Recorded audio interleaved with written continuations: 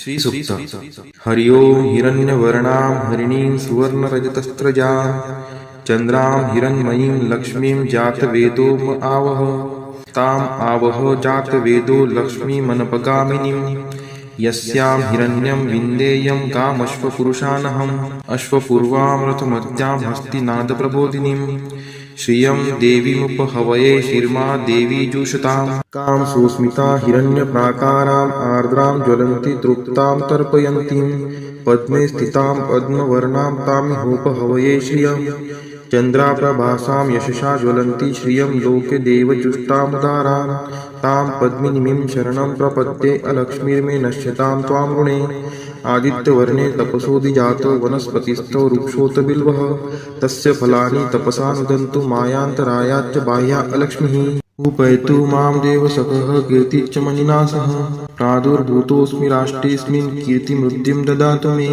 क्षुत्पिपासामलां ज्येष्ठाम् अलक्ष्मीं नाशयाम्यहम् अभूतिं समृद्धिं च सर्वा निर्नुद्मे गृहात् गन्धद्वारां दुराधर्षां निष्टपुष्टां करीषिणीम् ईश्वरी सर्वभूतानां तामिहोपहवये श्रियं मनसः काममाकुतिं वाचः सत्यमशीमहि पशूनां रूपमन्नस्य मयि श्रीश्रयतां यशः कर्दमेन प्रजाभूता मयि सम्भवकर्दम श्रियं वासय मे कुले मातरं पद्ममालिनीम् आपः स्रजन्तु स्निग्धानि चिक्लितवसमे गृहे नीचदेवीं मातरं श्रियं वासय मे कुले आर्द्रायः कर्णीं यष्टिं सुवर्णां हेमालिनीं सूर्यां हिरण्मयीं लक्ष्मीं जातवेदो म आवह आर्द्रां पुष्करिणीं पुष्टिं पिङ्गलां पद्ममालिनीं चन्द्रां हिरण्मयीं लक्ष्मीं जातवेदो म आवह तां म आवह जातवेदो लक्ष्मीमनपगामिनीं यस्यां हिरण्यं प्रभूतं गावो दाशोऽश्वान् विन्देयं पुरुषानहम्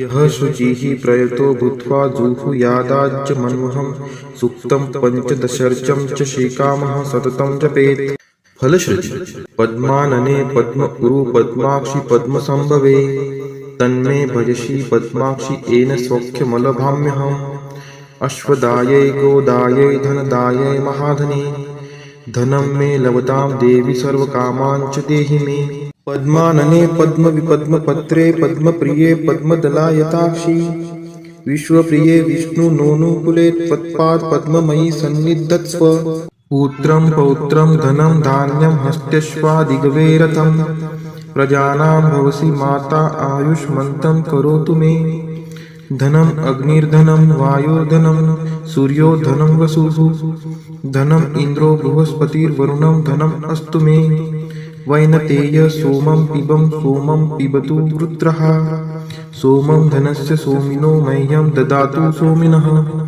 न क्रोधो न च मात्सर्यं न लोभो नाशुभा मतिः भवन्ति कृतपुण्यानां भक्तानां श्रीसूक्तं जपेत् सरसीजनीलये सरोजहस्ते धवलतरांशुकगन्धमाल्यशोभे भगवती हरिवल्लभे मनोज्ञे त्रिभुवनभूतिकरी प्रसीद मह्यं विष्णुपतिं क्षमां देवीं माधवीं माधवप्रियां लक्ष्मीं प्रियसखीं देवी नामाम्यच्युतवल्लभां महालक्ष्मी च विद्महे विष्णुपत्नी च धीमहि तन्नो लक्ष्मीः प्रचोदयात् श्रीवर्चस्वम् आयुष्यम् आरोग्यमाविधात् शोभमानं महीयते धान्यं धनं पशुं बहुपुत्रलाभं शतसंवत्सरं दीर्घमायुः इति श्रीसूक्तम् वेङ्कटेशो वासुदेव प्रद्युम्नोमितविक्रम सङ्कर्षणो अनिरुद्धश्च शेषाद्रिपतिरेव च जनार्दन पद्मनाभो वेङ्कटाचलवासनः सृष्टिकर्ता जगन्नाथो माधवो भक्तवत्सल गोविन्दो गोपति कृष्णकेशवो गरुडध्वज वराहो वामनश्चैव नारायण अधोक्षज श्रीधर पुण्डरीकाक्ष सर्वदेवस्तुतो हरि श्रीनृसिंहो महासिंह सूत्रकार पुरातन रमानाथो महीभर्ता मधुर पुरुषोत्तम सोडपुत्रप्रिय शान्तो ब्रह्मादीनां वरप्रद श्रीनिधि सर्वभूतानां भयकृद्भयनाशनः श्रीरामो रामभद्रश्च भवबन्धैकमोचकः भूतावासो गिरावास श्रीनिवास श्रियपतिः अच्युतानन्दगोविन्दो विष्णुर्वेङ्कटनायकः सर्वदेवैकशरणं सर्वदेवैकदैवतं समस्तदेवकवचं सर्वदेवशिखामणि इतीदं कीर्तितं यस्य विष्णोरमिततेजसः त्रिकाले यः पठेत् नित्यं पापं तस्य न विद्यते। राजद्वारे पठेत् घोरे संग्रामे रिपुसङ्कटे। भूतसर्पपिशाचादि भयं नास्ति कदाचन। अपुत्रो लभते पुत्रान् निर्धनो धनवान् भवेत्। रोगार्तो मुच्यते रोगात् बद्धो मुच्येत बन्धनात्। यद्यदिष्टितमं लोके तत्तत् प्राप्नोत्य संशयः। ऐश्वर्यराजसम्मानं भक्तिमुक्तिफलप्रदं। विष्णोर्लोकैकसोपानं सर्वदुःखैकनाशनं। सर्वैश्वर्यप्रदं नृणां सर्वमङ्गलकारकं। मायावी परमानन्दं त्यक्त्वा व्यङ्कटमुत्तमं। स्वामी पुष्करिणीतीरे रमया सह मोदते। कल्याणाद्भुतगात्राय कामितार्थप्रदायिने श्रीमद्वेङ्कटनाथाय श्रीनिवासाय ते नमः। वेङ्कटाद्रिसमं स्थानं ब्रह्माण्डे नास्ति किञ्चन। वेङ्कटेशसमो देवो न भूतो न भविष्यति। इति ब्रह्माण्डपुराणे ब्रह्मनारद संवादे श्री वेङ्कटस्तोत्रं सम्पूर्णम्।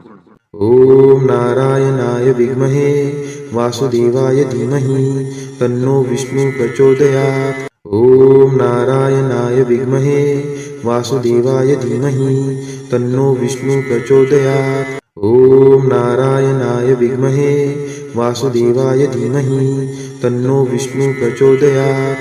ॐ नारायणाय विद्महे वासुदेवाय धीमहि तन्नो विष्णु प्रचोदयात्।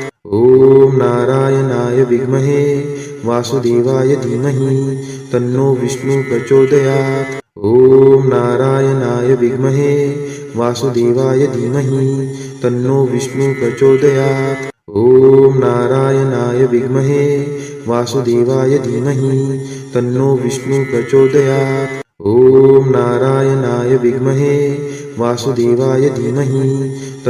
ॐ नारायणाय विद्महे वासुदेवाय धीमहि तन्नो विष्णु प्रचोदयात्।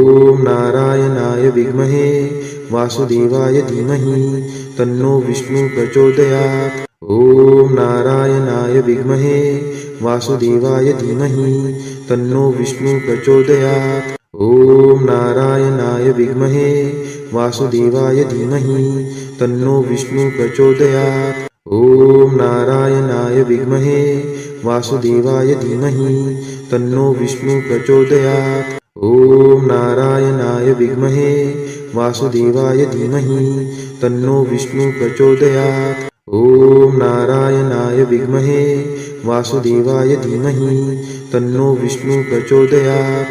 ॐ नारायणाय विद्महे वासुदेवाय धीमहि तन्नो विष्णु प्रचोदयात्। ॐ नारायणाय विद्महे वासुदेवाय धीमहि तन्नो विष्णु प्रचोदयात्। ॐ महालक्ष्मी च विद्महे विष्णुपत्नी च धीमहि तन्नो लक्ष्मी प्रचोदयात्।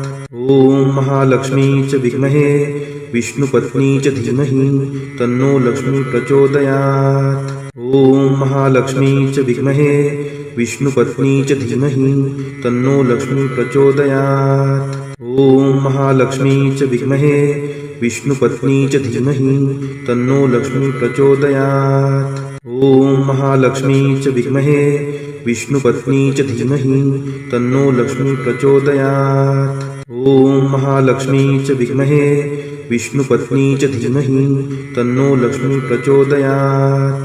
ॐ महालक्ष्मी च विद्महे विष्णुपत्नी च धीमहि तन्नो लक्ष्मी प्रचोदयात्।